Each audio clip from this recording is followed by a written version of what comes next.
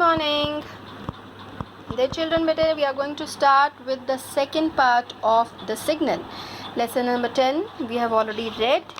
So that was signal part 1. If you remember, let's go through the pictures once again so that you can recollect your things in your mind. Samuel and Wesley. Then we were having in the end the chief and the inspector came. So when they left from the Samuel's hut, Samuel thought there will be a trouble between them and my neighbor Wesley, because he already knew the matter, no? And Samuel to himself, he said to himself. So let's see from here, because now this is going to be really very interesting. You're going to learn so many things better, and the thing which is really going to inspire you is going to tell you the meaning of the story. So let's start. Samuel had understood that there would be a trouble. Yeah, something is going to be there between the chief and Wesley, because he was very sure, because the chief was already particularly looking for Wesley, because the inspector had already complained to the chief about his behavior and all. How did Wesley react? Did anything happen between the two? How did Wesley react? Read on. So let's go through it. The author, we have already read about the author, so you can go through once again. So there is a picture this side. So this is Samuel. So let's see. About 2 hours later, Samuel started on his rounds. You remember the track walker duty was to go through the rounds that everything is okay. So he started on his rounds. He saw someone coming along the track. It was Wesley. He had a stick in his hand, a small bundle on his shoulder, and his cheek was bound up in a handkerchief. He was looking a little strange. He had a stick in his hand. You can well imagine a person having a stick in his hand, and the bundle, the cloth might be over there, some clothes were there, and his cheek was totally covered, bound up in a handkerchief. "Where are you off to?" cried Samuel. Samuel said, "Where are you going?" Where are you off to means where are you going?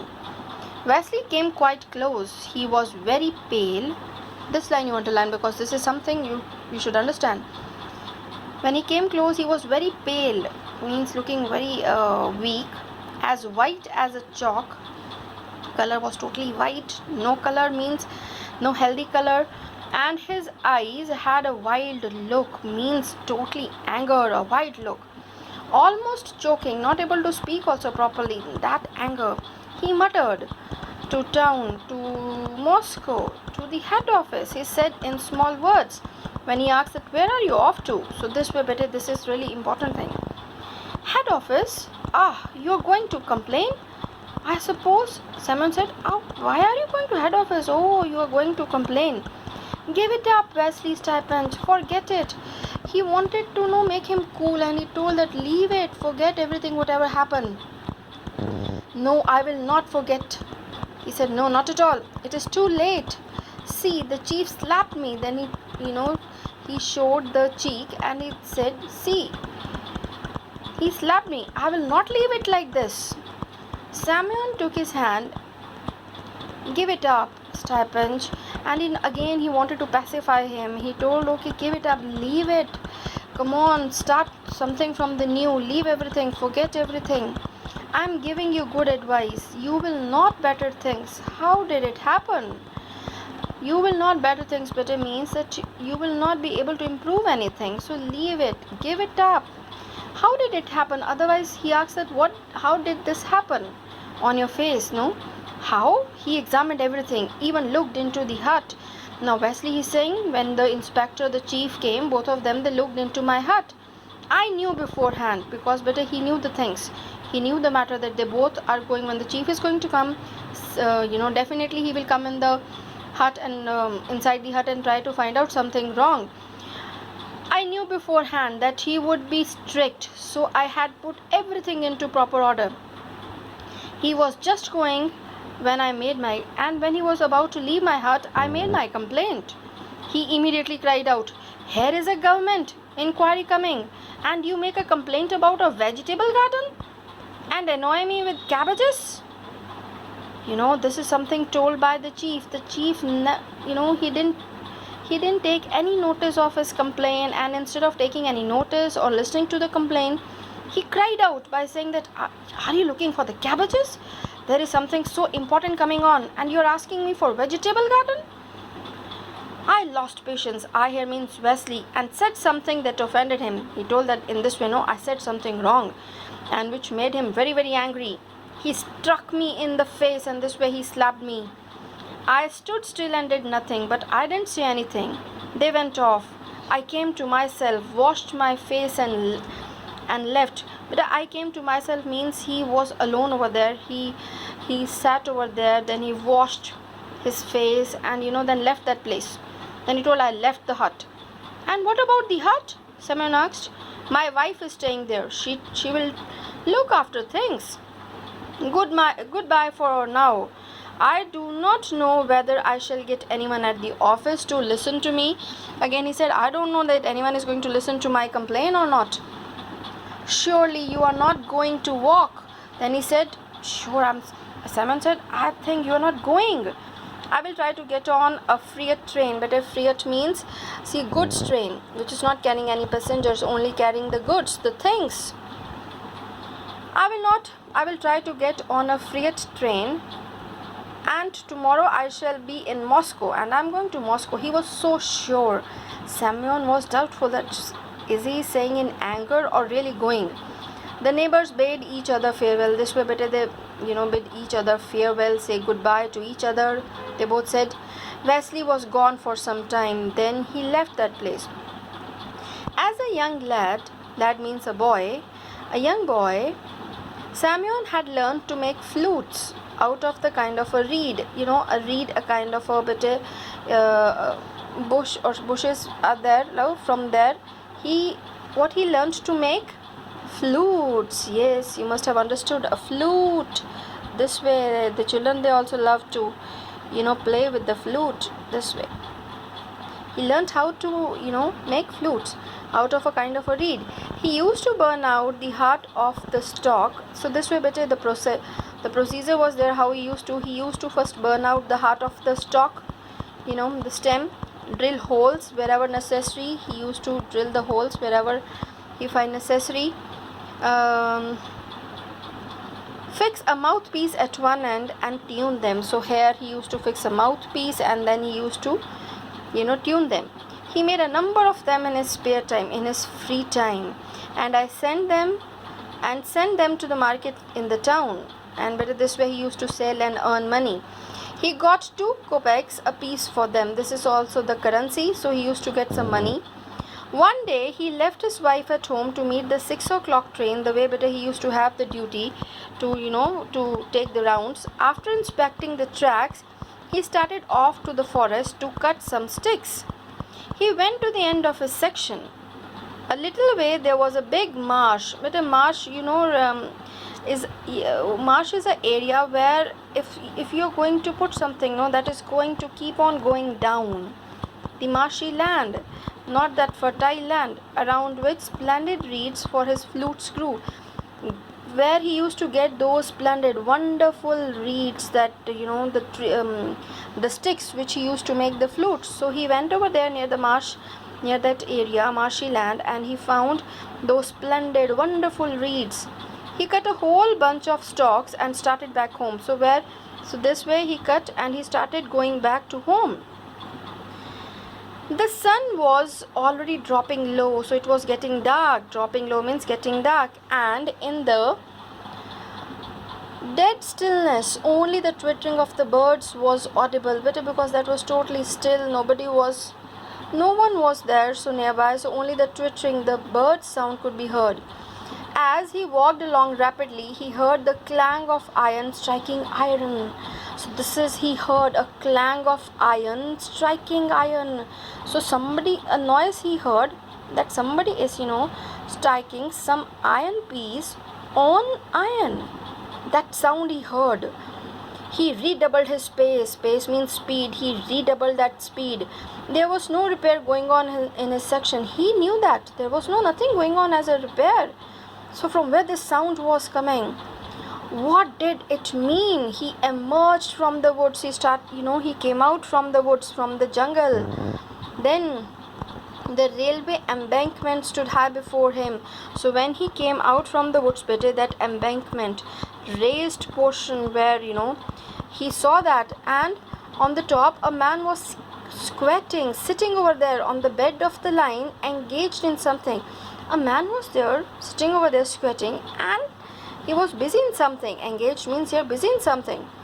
Samuel walked towards him. He thought it was someone trying to steal the nuts which secured the rails. He thought somebody is just stealing the nuts, and this is going to, loosen the rails, the track. Samuel watched that man get up, holding a crowbar in his hand. He saw that man getting up, and he was holding a crowbar, a tool. The man had loosened a rail, so he did that thing. He loosened a rail. From the crowbar, he guessed that he loosened a rail so that it would move to one side. Samuel wanted to cry out but could not. He wanted to cry out that what's going on. It was Wesley. Samuel scrambled up the bank. So he, he just climbed up the bank as Wesley slid headlong down the other side. When he climbed up this side, Wesley on the other side slid down. Wesley stipend, my dear friend, he started shouting. Oh my God, this is so touching story. So let's see. Come back, give me the crowbar. He wanted to take that crowbar. We will put the rail back.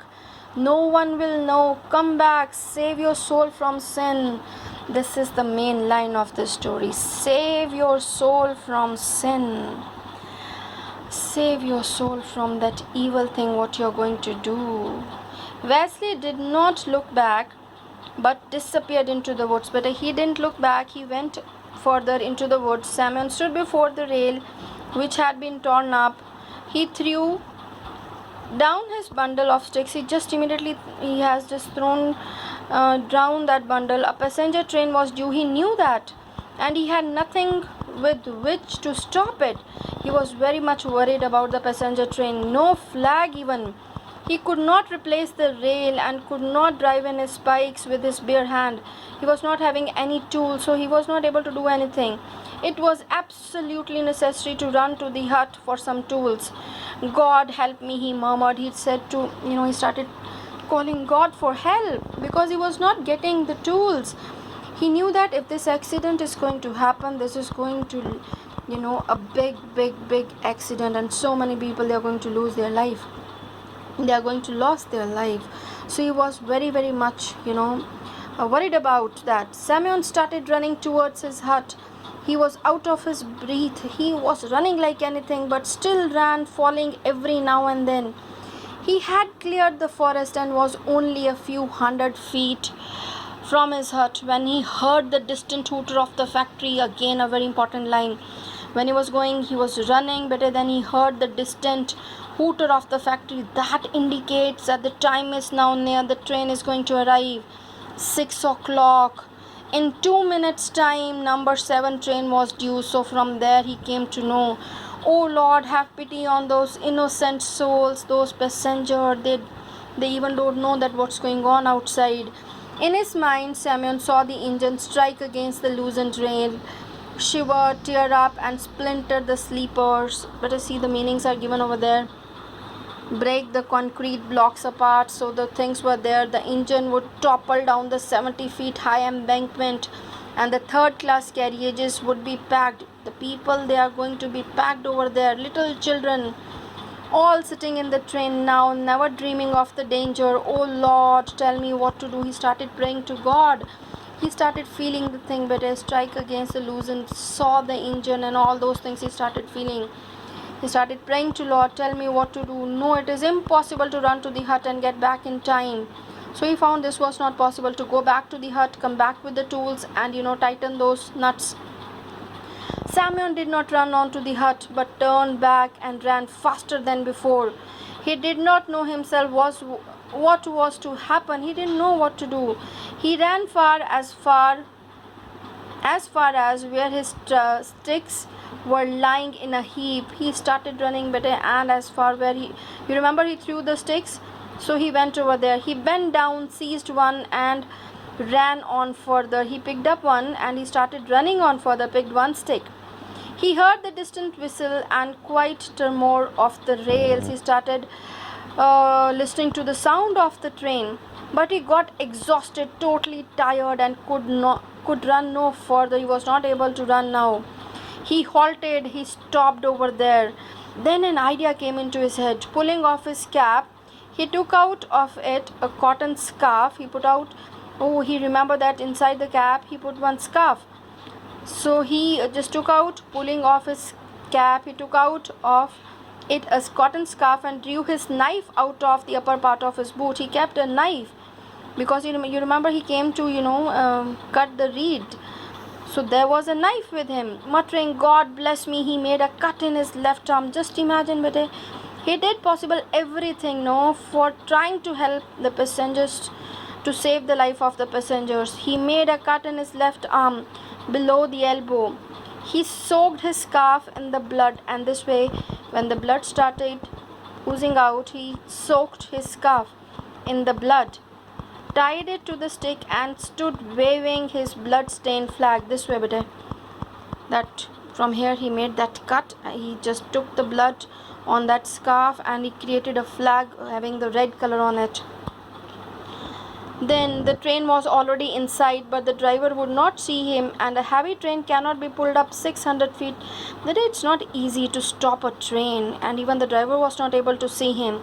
Semyon pressed the sides of the wound together so as to close it. Actually, he made a big cut in his arm, so he was trying to make that cut to be little close so that the blood stops and he could get that energy to keep on moving. Then sides of the wound together so as to close it. Evidently he had cut his arm quite deep, because the way he cut, he made that deep cut over there.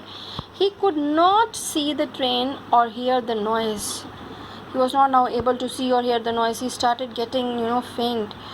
Only one thought possessed him: I shall not be able to keep standing up. The thing was, he was not now, because of the bleeding and all, I shall fall and drop the flag. And he started thinking that now this is all over and the train will pass over me. Help me, oh Lord, help me. This way he started crying to Lord. His head began to swim, but he started getting nostalgic. Began to swim. He was not able to see properly.